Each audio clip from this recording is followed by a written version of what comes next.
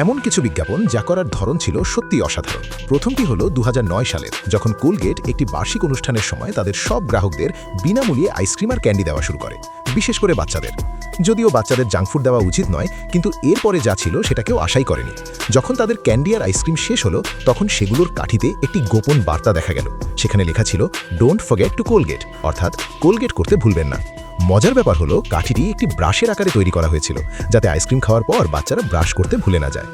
দ্বিতীয়টি 2013 সালের ঘটনা, যখন হ্যালোউইন উৎসবের সময় পেপসি কোকাকোলাকে রোস্ট করে একটি ক্যাম্পেইন শুরু করে। পেপসি তাদের ক্যানের ওপর কোকাকোলার একটি কেপ পরিয়ে লিখেছিল, we wish you a scary Halloween. এখানে পেপসি সরাসরি নয়, বরং ইশারাতে বোঝাতে চেয়েছিল যে হ্যালোউইনে কোকাকোলার মতো হওয়াটা একটা ভয়ের ব্যাপার। এই পোস্টারটি ইন্টারনেটে খুব ভাইরাল হয়, কিন্তু এরপর কোকাকোলার এক ভক্ত হুবহু একই পোস্টার আপলোড করে, শুধু সেটা টাইটেল বদলে লিখে দেন, everybody wants to be a hero. এতে পোস্টারটির মানে তো বদলেই গেল, সাথে পেপসি নিজেও চরম রোস্ট হয়ে গেল।